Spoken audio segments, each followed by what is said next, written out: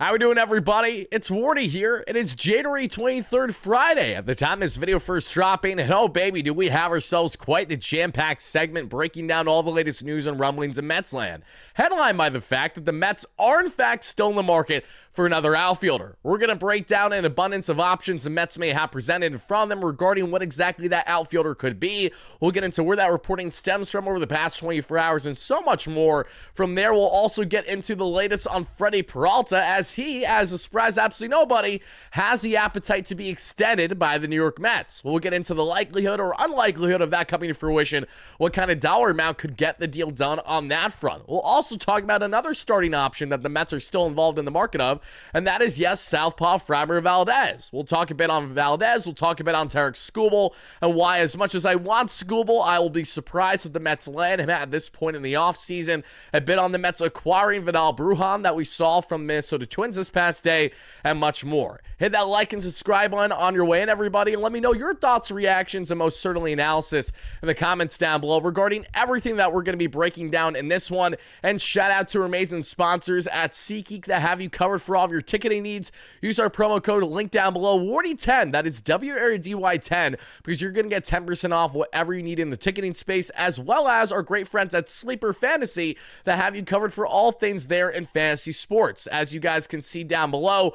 click the link and use our promo code HMA because you're going to get a 100% match up to $100 on your first deposit. Again, that is promo code HMA for a 100% match up to $100 on your first deposit with Sleeper. Link down below. Thank you guys kindly for checking out those sponsors, as that is a fantastic way to support the platform. Now, guys and gals, let's get right into this, and let's begin today with, I'll start with a somewhat of a miscellaneous topic for each and every one of you, and then we'll talk more on what you guys see there in regards to Tarek Skubal. But as we first see, Anthony Dominguez has signed with the Chicago White Sox on a 2-year, $20 million contract. Now, the only reason why I'm going out of my way to really emphasize Dominguez is because this was a attractive reliever involved in this market, someone who, if the Mets were able to land at the right price, was certainly not opposed to having that come to fruition.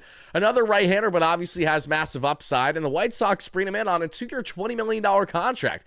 Really nice contract for him, eerily similar to what a guy like Luke Weaver got with the New York Mets, and don't be surprised if you see the Mets and many other clubs circle back to Dominguez as we inch closer to the trade deadline, should the White Sox be a seller, and as of now, they might be. Maybe they'll surprise people with guys like Munetaka, Murakami, and etc., but to be determined on that front. As you guys also see beside me, John Heyman of the New York Post came out with a piece over this past night stating that MLB notes, Mets, Yanks don't think that they can meet Skubal's trade price, plus notes on Bellinger, Tucker, Ohtani, Horner, Donovan, Phillies, Red Sox, and more. And this has to do not only with Skubal, but also with the Mets' continued pursuit of Framber Valdez. But let's start here regarding Tarek Skubal just briefly, everybody, because I understand I, like you, desperately want to see Tarek Skubal in a Mets uniform. But after landing Freddy Peralta, it's abundantly clear that ship has sailed more than likely for the Mets to make a trade come to fruition this offseason. And this has far more to do with the Tigers' stubbornness, of course, asking for a King's ransom, which I get. Listen, he's a back-to-back American League Cy Young Award winner. I don't fault at all the Tigers for wanting a King's ransom, but naturally, it doesn't make logical sense to hold such a high price that no team is going to get close to when that player is automatically going to walk from your organization a year from now, regardless on how you feel about it. There's a reason why the Tigers and the, Skubal's camp are on a gap right now. Not, what, 12, $13 million at least that we look in the arbitration dispute. He's asking for right around $32 million. The Tigers are sitting around $18, $19 million. It's the largest gap in arbitration in MLB history, mind you.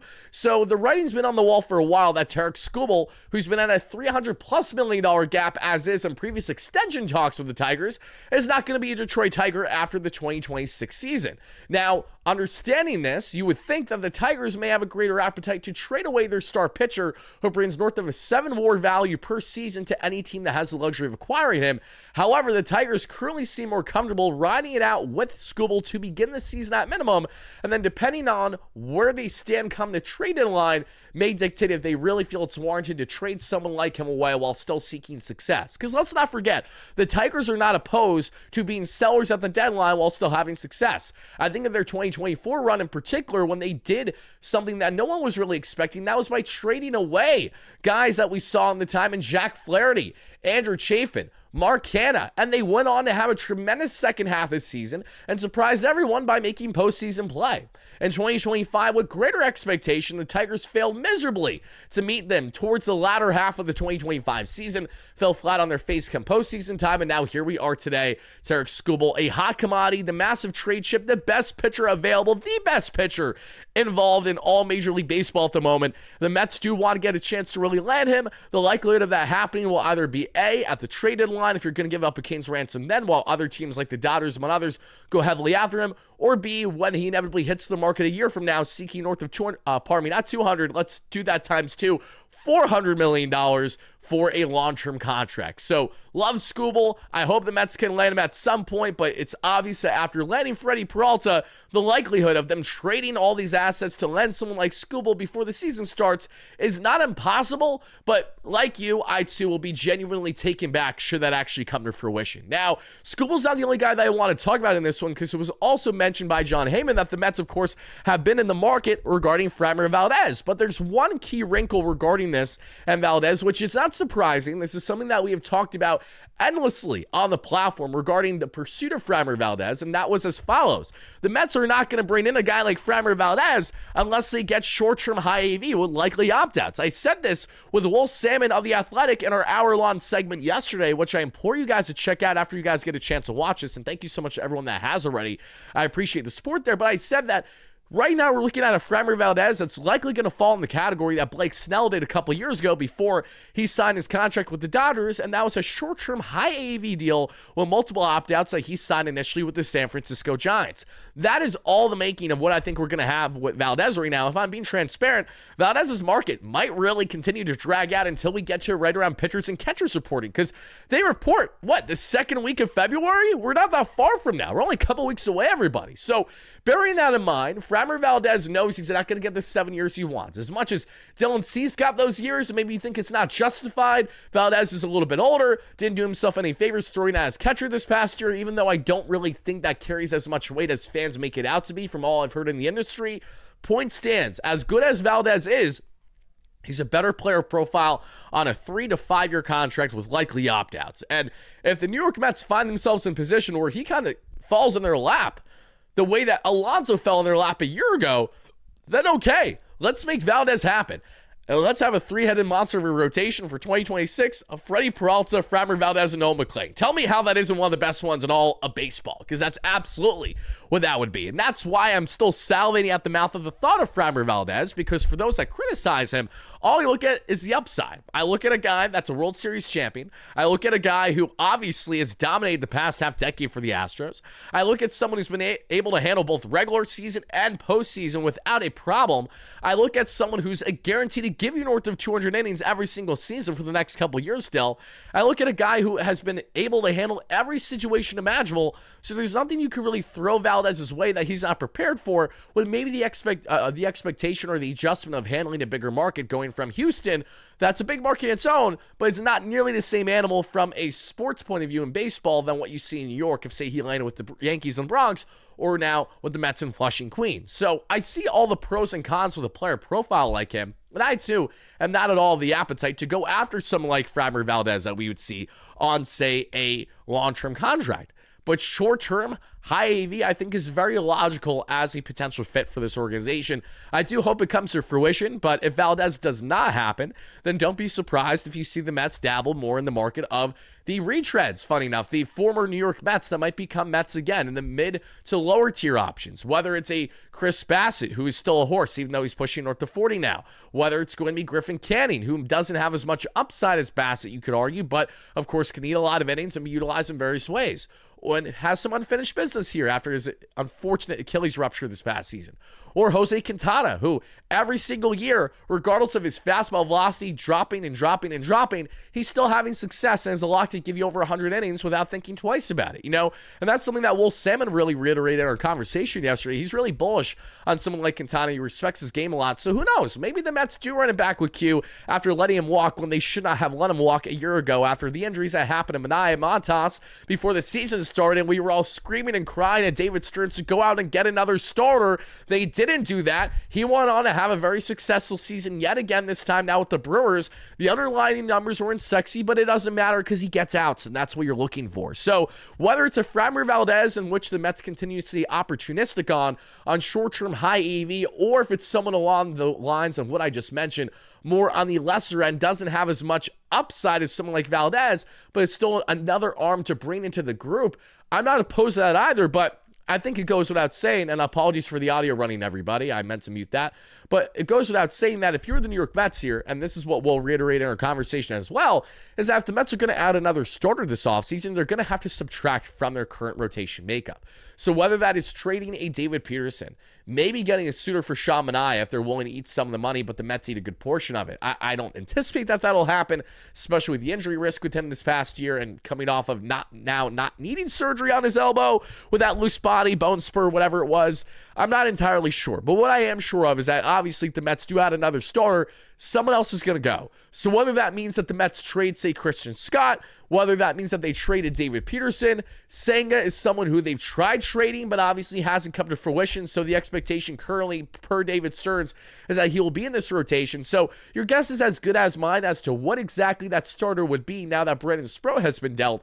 But just look at this roster and look at, okay, if the Mets are going to add a starter that brings them more immediate upside, who is a rightful player to subtract from that group that makes most logical sense? That they can also get some type of value back, whether it's a need-for-need trade or just, maybe they are doing more the salary dump route, and that's why they take on lesser of a return, and they really did dump a guy like Manaea.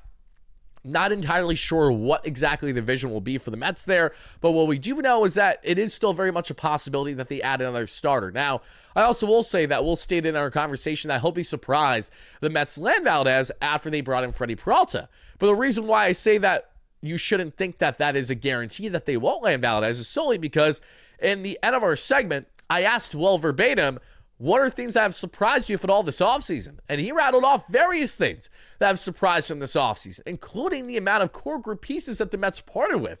He knew that they were going to make a change, but he did not for a second think that they were going to lose everybody in the core, essentially, from Nimmo to McNeil to Alonso to Diaz, you name it. So, again, this is a changing thing. This is a fluent situation. This is one of those things that is not fluent, I apologize. This is an ongoing situation regarding the New York Mets, and it's really interesting to see how they round out this roster now as we continue on, knowing that we're just a couple weeks away from pitchers and catchers and reporting and beyond. And, I've been very adamant on this, and Will agreed with me in our conversation that I think the Mets are still one quality bat, potentially a pitcher, and a reliever away. And he 100% agreed. And he's curious to see how the Mets go about adding to these areas should they wish to do so still this offseason. But I would love to hear from you guys, whether it's a Framber Valdez, maybe a short-term high EV deal for a Zach Allen. Are you thinking that the Mets have an appetite to do that by biting the bullet, handling the qualifying offer costs, which will be more draft pick compensation that you have to give up for the opposing team if you sign these guys? Or do you think that what the Mets currently have is enough to justify running it, knowing that they pushed everyone back down the order at least one spot by bringing in the ace and Freddy Peralta? Whatever your thoughts are, let me know in the comments down below there, everybody, and thank you kindly for doing exactly that. I really appreciate it. Because, again, I wouldn't be opposed to Valdez or Gallen, but I completely understand you don't just want to add these guys if you're going to have more similar results for your rotation. You need to make sure that there's some separation there. I believe Valdez brings that with his innings, his quality, and his upside that can help spearhead this rotation still in ways I think Zach Gallen lacks. I think Gallen still has upside, and I like the idea of him as an East Coast native from South Jersey, but I also know that he's coming off of a wishy-washy year and a walk year, and is someone who has never handled a big market like New York before. So Valdez at least has a World Series championship on his resume, knowing he can handle that big moment. And while Gallen has gotten to the World Series, he hasn't won that thing before. So one does have to wonder, how would he handle that kind of pressure and expectation? And besides eating innings, how much does Gallen really bring you an upside versus what you currently have in your other veterans beyond the ones I mentioned, also guys like Clay Holmes, etc. So just something to think about from a Mets fan point of view, and I definitely want to know your thoughts about it all in the comments down below. Because if we're going to stay on the topic of pitching before we get to the outfielders, because we'll have plenty of talk on the outfielders, that's going to take a good chunk of our conversation, let's go ahead and talk a bit more on what the Mets just did, and that, of course, was effing around and bringing in Freddy Peralta. And as we broke down in our segment with Will, but I'd like to reiterate it with each and every one of you, is as follows. And then we'll get on to talk about, towards the end of the show, the acquisition the Mets made, etc. But as you guys can see here, per Pat Ragazzo, friend of the platform, hope Pat is doing fantastic. He's been doing a good job with his scoops as of late here for, an affiliate with Sports Illustrated. He stated the following: sources, Freddy Peralta's open to signing a contract extension with the Mets. Wow, it's almost like we saw this from a mile away. We literally saw multiple reports of Freddy Peralta being open to an extension with the Brewers before they ultimately traded him to the New York Mets. Speaking of the Brewers and the Mets, as it was reported from John Heyman of the New York Post today, this has been an active negotiation that's went on for right around a year to land Freddy Peralta, okay? So David Stearns, who knows Freddy Peralta on the back of his hand, who acquired him as a 17-year-old pitching prospect years ago, right, north of a decade ago now, in the Brewers organization. If not actually a decade ago, because it actually has to be, right? Because Peralta's entering his age 30 season. He acquired him as a teenager. It's been a long time from when Stearns first traded for Peralta. And then fast forward a decade later, he trades for him again. So clearly, what we've seen David Stearns reiterate about Peralta and his value is holding true as to why the Mets were so adamant to land him for as long as they did, which is why now to see extension talks potentially being considered, one, isn't shocking, and two, I won't be surprised if it happens. Now, Stearns did state to the media that he really just wants Peralta to get settled and comfortable, and then we'll kind of go on from there should extension talks happen. It's obviously not something that we're going to want to make public. We, as in David Stearns, if I'm speaking on his behalf kind of thing, that's completely justified. Will Salmon reiterate exactly that. He's not saying it's impossible that the Mets will extend him, but you're going to want a guy like him to get settled a bit, and on top of it, you might want to see him pitch a little bit this season before maybe getting an extension done. That could still happen in the season. That way you at least get a taste of how does he handle the big market and adjustment, because it's a pro and con situation. When you think of, and apologies everybody, I was just adjusting my hat. When you think of Francisco Lindor when he was traded the Mets 5 years ago and signed that massive 300-plus extension on the final hour before opening day of the 2021 season, that was a lot of investment in a player who we had no clue how he would handle the New York market. He didn't handle it well initially, and now he's handled it in stride. And Lindor has been the face of the Mets in many ways, with the exception of Juan Soto now. So, not saying that's exactly what will happen with Freddy Peralta, but what I am saying is, from the small examples that we have under Steve Cohen, the Mets have had success going down this route of trading for a top rental and then extending them either before the season or maybe getting something done in the season itself. And to talk more on Freddy Peralta, exactly the value that he brings to this team, I'd like to share the following clips with you guys, and then we'll talk more on extension, what that figure may look like, and ultimately the likelihood, unlikelihood of it coming to fruition. So listen up, everybody.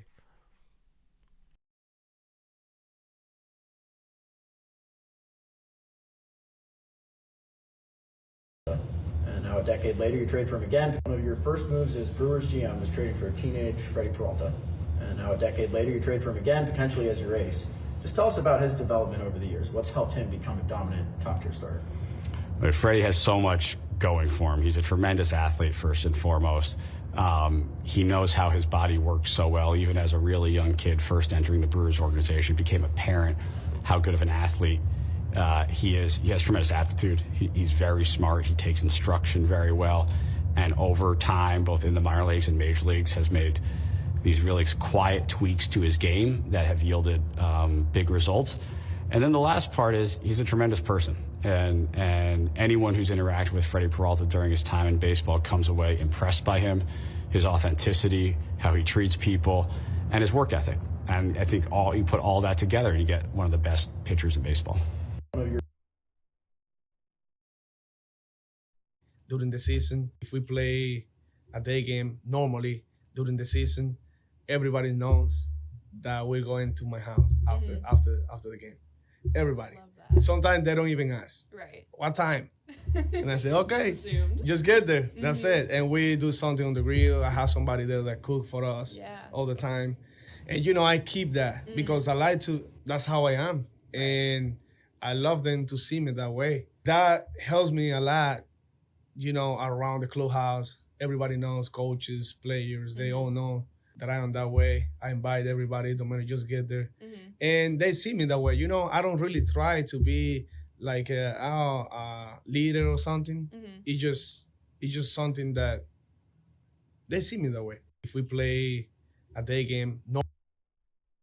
So, not only was it awesome to hear all the glowing remarks that Stearns had regarding Peralta from their time in Milwaukee to what he knows now, but that clip of Freddy Peralta explaining, what he goes out of his way to do as a player for his teammates on day games, to be the host, to have them over his house after every single day game. Like, I can't begin to tell you guys how valuable that kind of character in a player is, because when we think about what the Mets have severely lacked over the years, especially this past season, where it really felt like that there was a lack of unity at times with the club that they severely missed from guys like the veterans of JD Martinez and Jose Iglesias, bringing them together in various ways in the 2024 season.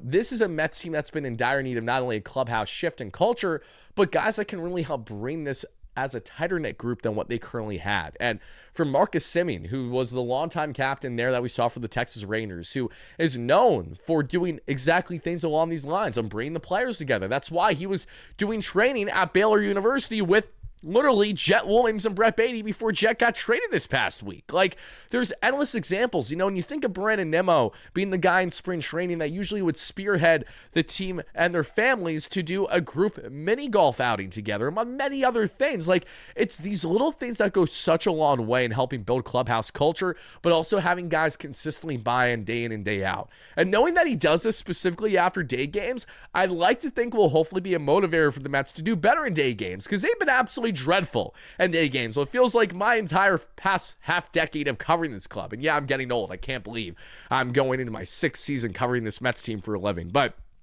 in all seriousness, all these qualities are what you want in talent, and this will all go in hand with an extension should it happen with Freddy Peralta and the New York Mets. And to add one little wrinkle in this too, which is a good thing, Peralta did also state in this interview separately, just I don't have the clip for it at the moment, that he did hate and despise the Yankees growing up. So that's always a nice little cherry on top of everything else naturally that we'll joke about. But okay, so we know that Freddy, even though he doesn't try to be a leader, he naturally is one, because his parents did a tremendous job raising him, obviously, and he's a very extroverted personality, which is what you want, because that helps bring the best out of players. It's what I love to hear, genuinely. So when we talk about potential extension, I refer back to Will Salmon's piece that he dropped with The Athletic that you guys can actually see right here. Literally, he dropped it right before we did our conversation yesterday, and he broke down exactly this, how, an extension from coming up with other models, including the Tyler Glasnow extension with the Dodgers, he's anticipating that extension for Peralta could be in the range of 4 years on $28 million or more per season, which I'm telling you right now, you signed that yesterday if that is really on the table for the New York Mets, okay? Because Freddy Peralta is entering his age 30 season. You don't want to lock him up all the way till he's, north of 40, obviously. But I think getting him on close to a half-decade-long contract is definitely reasonable. This is something he has the appetite to do so. To be determined if that's the case, but I'm telling you right now, if the Mets are able to get Freddy Peralta north of 30 mil AAV on a 4 or 5 year contract, I don't think that they can do any harm or foul there. Because if Peralta doesn't age well as you get into, say, the final 2 seasons of that deal, you worry about it when you get there. It's not something that you have to worry about the next 3 years. And the immediate that you're getting in Peralta the next 3 seasons should be an absolutely dominant pitcher for you, no doubt, for his age 30, 31, and 32 seasons. That's like still peak prime pitching dominance is hopefully what you get with Peralta, who of course will need to make sure that his fastball velocity stays up. If it drops, making sure that he utilizes his off-speed and breaking pitches brilliantly to really adjust his game and develop better as he gets older. Because the one concern that I have with Peralta as a profile is more so in the fact that, again, he's only been in a small market his entire career, and he's a smaller statured guy. He has elite extension, so that helps him a lot. He's only around 6 foot, but he's one of the best pitchers in baseball when looking at his extension. So that's like an appealing thing about him. And as you guys can literally see, his gorgeous baseball savant numbers right here. Again, that extension is in the 81st percentile. But when I look at the fastball velocity, he sits 95, touching high 90s on the gun. Now, when we look at the trend for his fastball velocity, let's go back to the 2024 season, it was actually lower. And in 2023, was around the same. So if there's anything that's encouraging about his fastball velocity, he's actually increased it significantly since the start of the 2022 season. So he has quietly made some really important adjustments to his arsenal, to his game that boded well to help him blossom greater than we've seen maybe in his first couple years when he first got in the bigs. But Freddy Peralta brings so much beyond just the talent that is him from a player standpoint. All these other attributes is what I really think is going to go in hand as to why the Mets will extend him in the end. And I'm putting this, you guys can bookmark this, you can screen record this, you can say this, whatever. I am confident the New York Mets will extend Freddy Peralta at some point this year. It may not happen before opening day because maybe the Mets really do want him to, again, just get comfortable and see how he handles the big market. That's justified, but I do think that extension will happen this year, no doubt in my mind. I'd anticipate that if it doesn't happen before the season, it may very well happen during the season, especially if we see Peralta look really, really good his first couple months. Like, even if he doesn't have a strong second half, we know the potential's there with someone like him, so we might as well buy in while we have an opportunity to before he hits the market and then maybe gets an inflated contract on longer years that we otherwise don't want to see.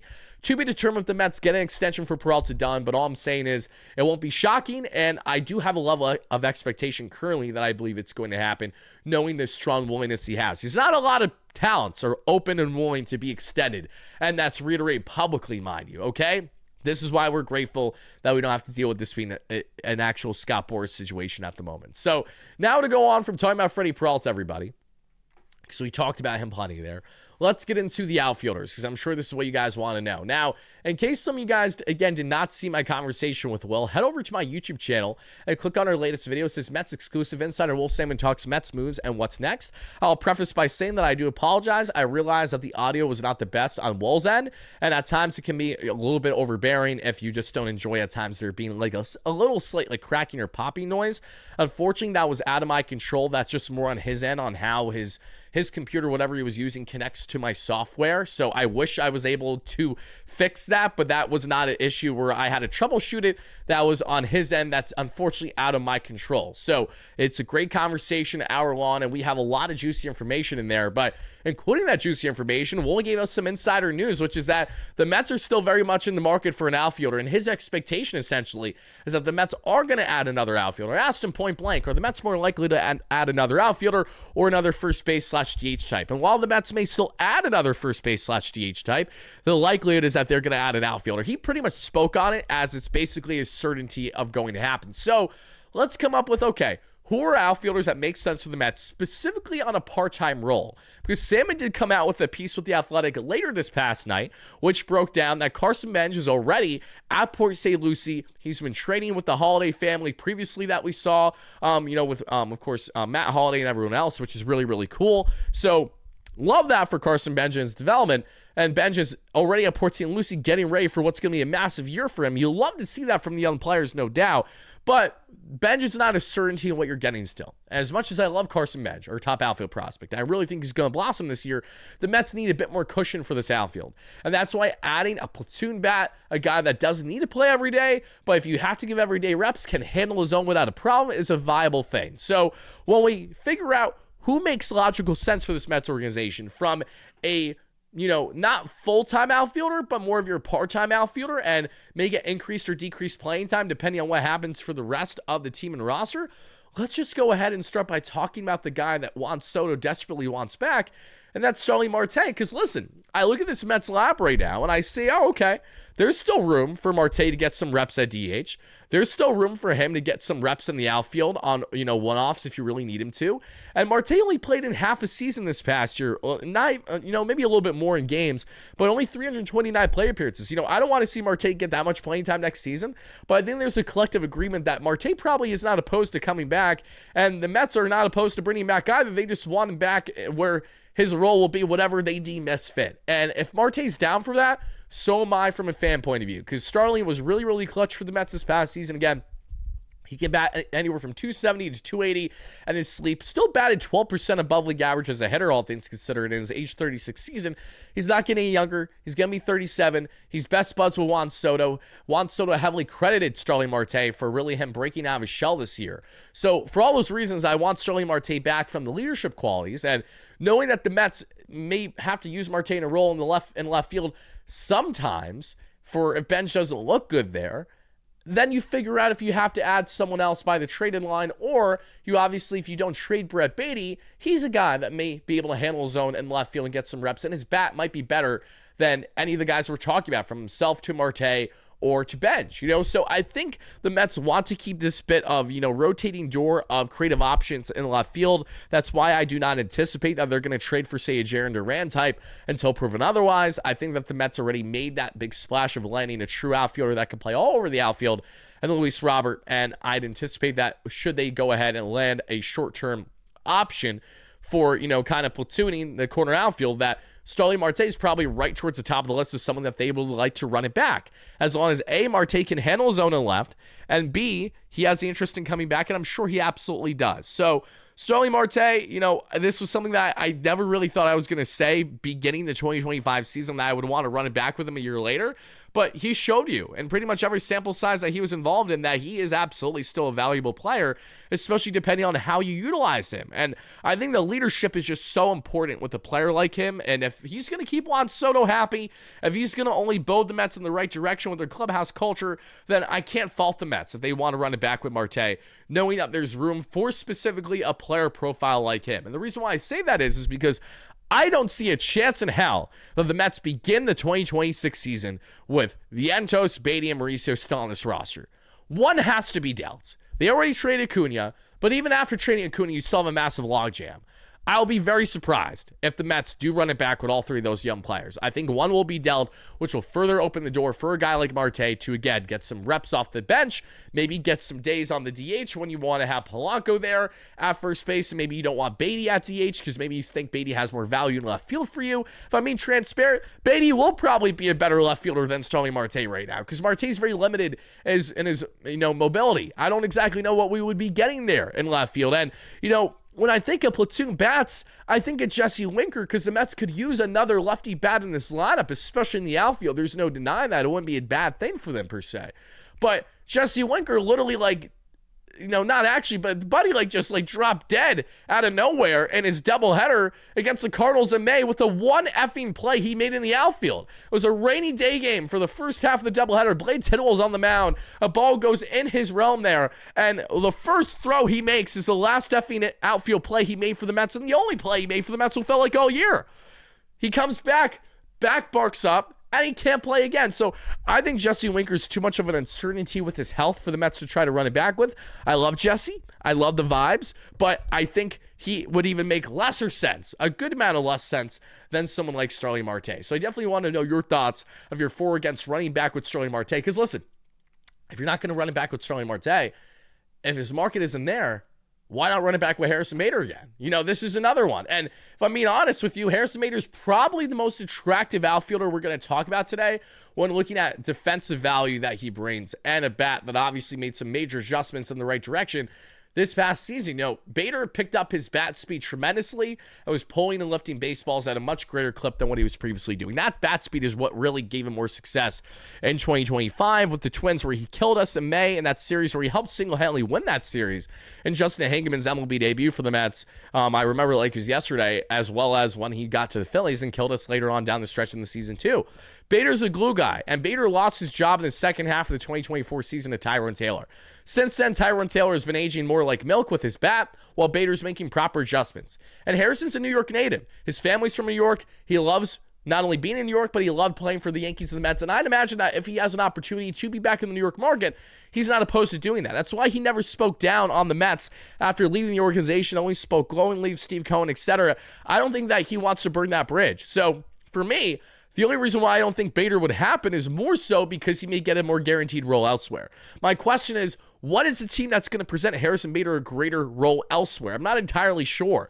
Could he run it back with the Phillies, get consistent reps with them? Maybe they trade a Brandon Marsh so they really make sure that he has a clear opening as like their everyday guy in the outfield. That's possible. Maybe he goes to a smaller organization, a team that, who knows, maybe even a team like the Cincinnati Reds, a bandbox where he could juice his offensive numbers and then get traded at the deadline to a team that obviously can bring more upside. He's a former Red. He was traded there from the Yankees a couple years ago. So I'm just trying to connect the dots regarding guys that make sense and more of this platoon corner outfield fit that are going to be part-time players.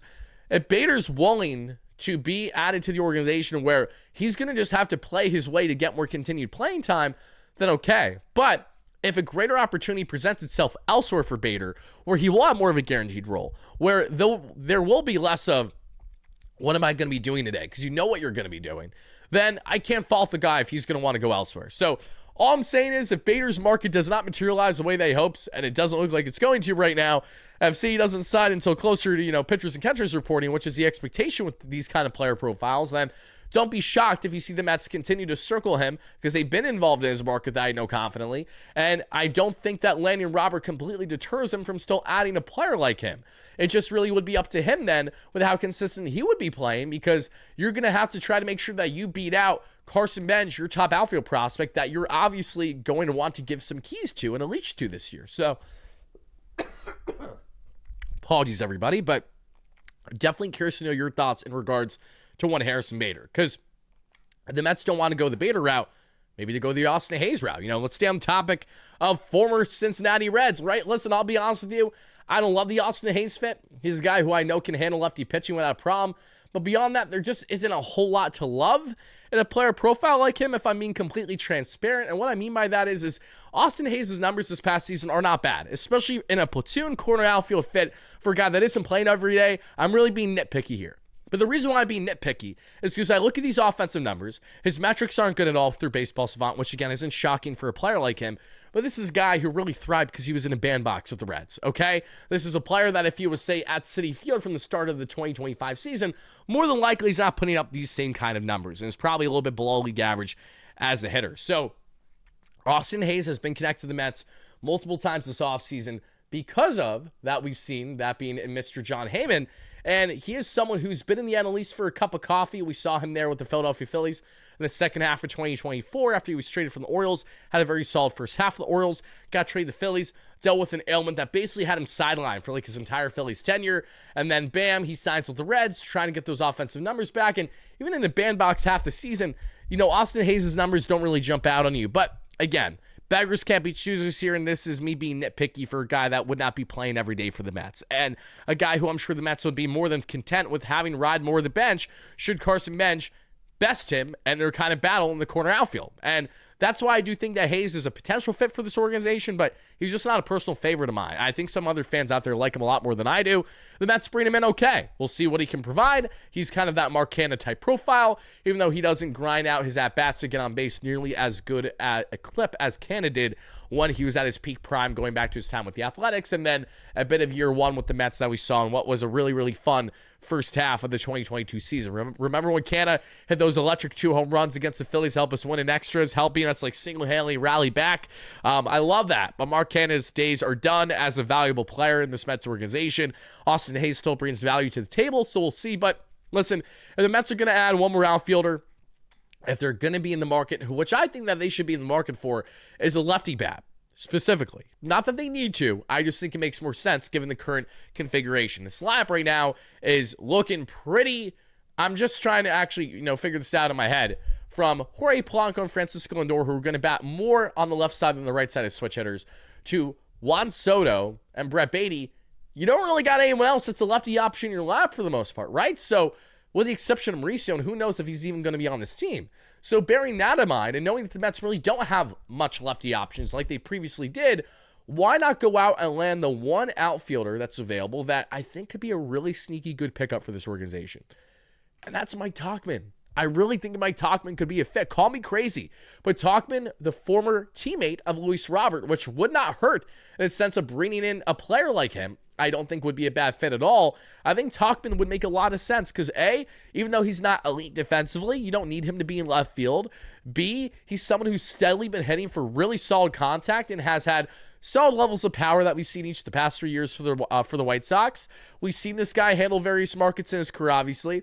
Not getting any younger, I understand that, but still a valuable bat that was batting 15% above league average and is able to handle this platoon situation like Tauchman is used to, being a platoon corner outfielder that can also get reps at DH. Like, this is very much normal for him. And I think the lack of adjustment that would need to be made in this kind of role would bode him well and bode the Mets well should they go out of their way to land a player profile like him. I think Tauchman, looking at that 263 average, 356 on base, 400 slug, to do that in a White Sox organization, to put up right around a 760 OPS, and how terrible of a lineup it was the past couple years, really impressive. Like, give credit where credit's due. He's batting with no protection around him whatsoever, with the exception of Robert, and he thrives. So I think if Tauchman can handle that, why wouldn't he be able to handle a very similar role with the New York Mets, where he's that lefty bat that brings levels of power and really good eye at the plate? Again, Tauchman did a very, very good job this past season with his on-base ability. And there's qualities to his game that I think are more impressive than some of the other guys that we talked about today. If you're looking for a lefty bat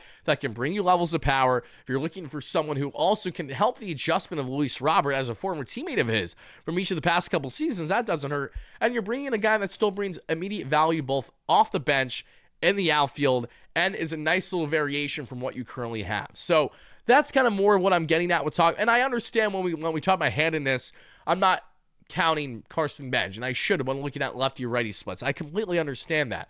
But at the same time, we don't exactly know how much playing time Bench is going to get this season. So bearing that in mind, you want certainty, you want protection, and I think someone like Mike Tauchman would most certainly help in that regard. One more player that you could kind of throw in this conversation, if you will, if it's not going to be Tauchman, who the Mets have been connected to this offseason, is someone that you'd have to trade for, so I'll be very brief on it, and that's Jake Myers. Myers is coming off of a very good year for the Astros on his contact ability, has a noodle for an arm, not a lot of arm value, but has elite defensive range, so that's what the appeal is for someone like him.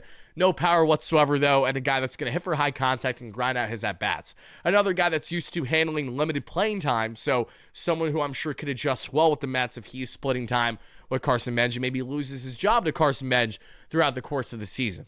All I know, though, is that the Mets are absolutely going to be adding another corner outfield bat more than likely that can kind of platoon time, kind of like when the Mets brought in Tommy Pham back in the 2023 season or so, but I don't think they're going to land Tommy Pham again. I think it may be one of the players we're talking about, and there's someone else that you think is a potential fit for this organization. Please make sure to let me know, everybody. I greatly appreciate that. So now, before we wrap it up, because we're just about done with our segment today, everybody, I have one final topic to show you, and ignore Hector Gomez down there, because Hector's credibility has been so lacking that until we see in confidence that the Mets say bring in Jose Quintana, I'm not going to bank on it as a certainty, because he was saying that the Mets are showing heavy interest, strong interest in Quintana. I'm like, okay, but at the same time, you've been wrong about most of this offseason. Not exactly sure how much I should be buying into that. I know that your brother is now the first base coach for the Mets, Gilbert Gomez, but that doesn't change the fact that I still don't trust you fully, Hector. You keep swinging and missing. So here's what you guys should see.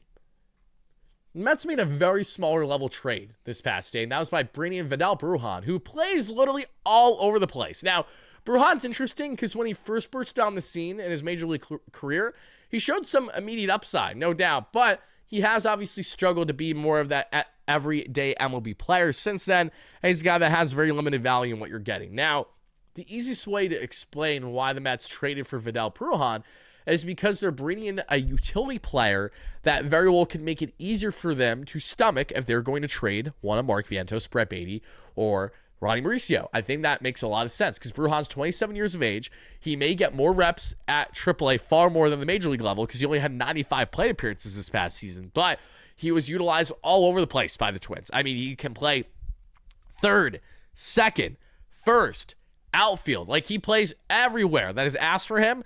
So he's an uber athletic player, and the Mets like that kind of versatility. So view Brujan in a similar light to how you would view like a Jose Iglesias. Not a guy that you should expect anything, but maybe he'll surprise you, and maybe he'll bring some vibes if he does at all find himself on this roster at any point in time. I just think Brujan is honestly a route the Mets go down if you do trade one of those younger infielders, as I mentioned, and two, just another younger guy to throw to the mix to give him a look come spring training to see how he does, and maybe he's a guy that's cut before we even get there, or maybe he's a guy that's cut early into spring training and he's out of the organization. So the Mets gave up cash, which of course is a lot, and I'm being sarcastic as I say that, and in return they bring in a player that has upside, has value, but very, very limited, I would say, in what his value will be as a switch-hitting bat. That, of course, isn't a bad thing as a switch hitter, but very, very limited. You're seeing the numbers there. A 253 average, a 305 on base, a 310 slug. Good for a point war season and 95 plate appearances. So you're going to get 95 plate appearances with the Mets next season? I hope not, because if the Mets are giving Vidal Brujan more playing time than the Twins did this past season, unless he made major adjustments that the Mets figure him out with, I can't imagine that being a good look for the organization. So that's what I will leave you with, everybody. I would like to, again, thank you all so much for watching. It really does mean a lot. Make sure to let me know all your thoughts, reactions, and most certainly analysis and comments down below regarding all the following topics that we broke down in today's video. I greatly appreciate it. Thank you guys again so much for watching. And as always, no matter what, let's go Mets. Peace out, everybody.